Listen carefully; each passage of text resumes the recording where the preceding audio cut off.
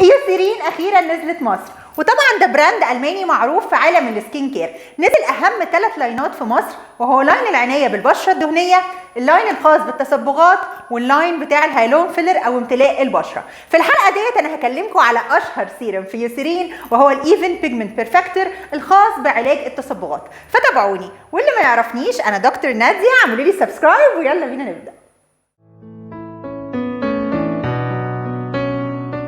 عوامل كتيرة قوي ممكن تخلي جلدك يحصل له تصبغ، زي التعرض للشمس، خلل في الهرمونات، وكمان عن طريق التقدم في العمر وبنسميه الايدج سبوتنج. عشان كده مهم نكون فاهمين عمليه تصنيع الميلانين بتحصل ازاي، ونفهم بعد كده ازاي السيرم بتاعنا بيشتغل.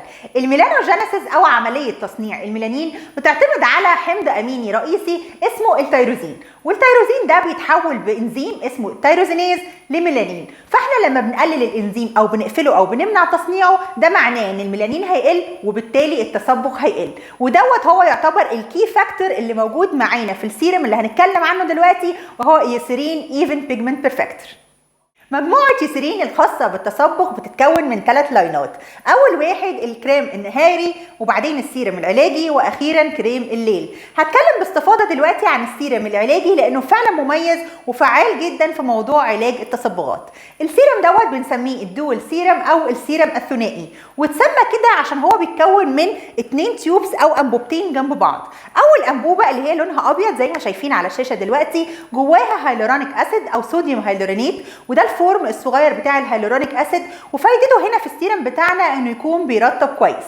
والتيوب الثانيه او الانبوبه الثانيه اللي هي اللون البينك، وده جواه ماده اسمها الثايميدول، والثايميدول دي ماده واخده براءه اختراع خاصه بشركه يوسيرين، ومميزه جدا في تقليل التصبغات لانها بتمنع انزيم التيروزينيز اللي احنا لسه متكلمين عليه في الفقره اللي فاتت. عشان كده بقول لكم ان ده دول سيرم وحاجه بتدي ترطيب وفي نفس الوقت بتمنع التصبغ، وده بيخلي تركيبته مميزه جدا وبتدي فاعليه من اول اسبوعين استخدام.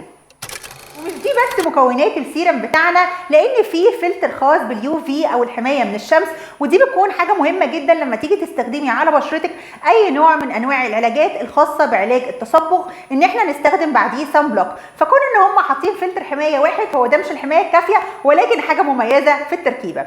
تاني حاجه هو كمان جواه مضادات اكسده كتير جدا، اهمها الصوديوم اسكوربايل او الفيتامين سي. طبعا احنا عارفين اهميه فيتامين سي في تفتيح البشره، فبتكون طبعا حاجه مميزه في السيرم. وكمان حاطين فيتامين اي كمضاد للاكسده وعشان يدي ترطيب ونضاره. واخيرا حاطين خلاصه العرقسوس، ودي برده حاجه من الحاجات المميزه جدا اللي بتساعد على نضاره البشره وكمان التفتيح. وزي ما احنا شايفين على الشاشه دلوقتي، السيرم بتاعنا لايت ويت او خفيف، والبشره بتمتصه بسرعه، يعني نون جريسي، وما بيعملش اي نوع من انواع الدهون، فينفع لجميع انواع البشره.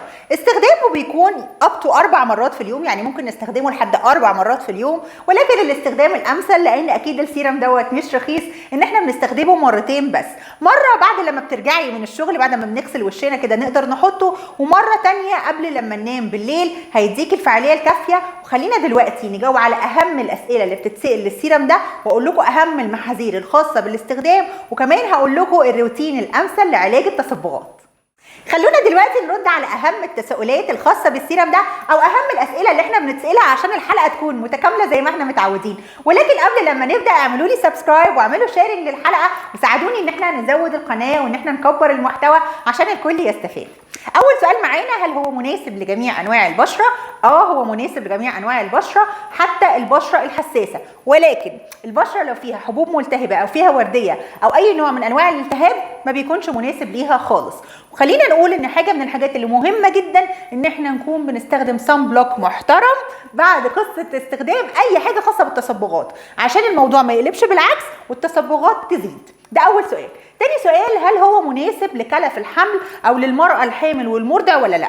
طيب خلينا نقول ان هو مناسب للمراه الحامل بعد الشهر السابع، قبل كده لا طبعا ما نجازفش. وخلينا نقول كمان ان هو امن جدا للمرضع، فلو انت حصل لك اي نوع من انواع الكلف اثناء الحمل او اثناء الرضاعه تقدري تستخدميه بامان. هل هو مناسب لمدار العين؟ لا لا لا، مدار العين لا، زي ما احنا متفقين ما بنحطوش عليه خالص. اخيرا عايزه اقول لكم ان النتيجه بتاعته بتظهر خلال اسبوعين من الاستخدام، ولكن طبعا ما بتاخديش الفول افكت، فانت محتاجه تستخدميه على الاقل 3 شهور متواصل عشان تاخدي التفتيح المطلوب لاي تصبغ حاصل في بشرتك. نيجي بقى للسؤال اللي بيخوف، هل لو وقفنا استخدام السيرم هترجع تاني التصبغات ولا لا؟ الصراحة هترجع، ولكن خلينا نقول انها هترجع بنسبة اقل من قبل لما انت تستخدمي السيرم. يعني السيرم هيفيدك. طب انا ليه بقول لكم ان هي هترجع؟ اولا دي من تجارب الناس، ثانيا ان احنا دلوقتي فهمنا هو شغال ازاي. طبيعي لما بتوقفي السيرم دوت الانزيم التيروزينيز بيرجع يشتغل تاني وتصنيع الميلانين بيرجع تاني، فاكيد طبعا هيحصل نوع من انواع التصبغ، خصوصا في المنطقه اللي متعوده على زياده او افراط انتاج الميلانين. ولكن لو استخدمتي السيرم ده 3 شهور متواصل وكمان حطيتي السان بلوك زي ما انا دايما بقول تاني يوم الصبح، وسان بلوك محترم كده بعد لما تستخدمي السيرم الليلي، هتفرق معاكي قوي قوي في ان التصبغات ما ترجعش بعنف مره اخرى، ولو رجعت هتبقى الموضوع مانجبل وخفيف وتقدري تضيعيها مثلا بكريم مش بحاجه غاليه زي السيريم. طب بقى الكريم النهاري وبرده الكريم الليلي هل ليهم فايده ولا ملهمش لازمه؟ خليني اقول لكم ان الكريم النهاري المميز اللي فيه ان فيه 3 فلاتر، ودي بتكون حاجه كويسه قوي ان احنا نستخدمها كتكمله للروتين مع السيرم. عشان كده لو تسالوني على الروتين الامثل هقول لكم ان احنا نستخدم الكريم النهاري صباحا وبعده الصن بلوك، ولما نرجع نستخدم السيرم، وبالليل نستخدم السيرم. طب بقى بالنسبه للكريم الليلي هل هو مفيد ولا لا؟ الكريم الليلي المميز اللي فيه او الزياده اللي فيه هي ماده الدكسا بانثينول، واحنا عارفين ان دي ماده مرطبه حلوه جدا وبتساعد على تسريع تجديد الخلايا، فاكيد بتفرق. ولكن بالنسبه لي السيرم الليلي او يعني الكريم الليلي مش مفيد قوي بصراحه في مجموعه يوسرين، ولو احنا عايزين نستخدم حاجه للتصبغات نستخدم اكيد السيرم. السيرم في مصر هو 999 جنيه، يعني 1000 جنيه. العبوه تقريبا هتقعد معاكي شهر ونص لو هتستخدميه لوكال على التصبغات الموجوده في البشره، ولكن بصراحه هو يستحق التجربه ومفيد جدا. وعشان نكمل الروتين بتاعنا صح هحط لكم دلوقتي اقوى سان بلوك ينفع نستخدمه لو عندنا تصبغات في وشنا، وكمان هحط لكم دليل كامل للعنايه بالبشره ضد شيخوخه الجلد. واتمنى ان الحلقه تكون عجبتكم، وما تنسونيش في اللايك والسبسكرايب والشير، واشوفكم في الحلقه الجايه.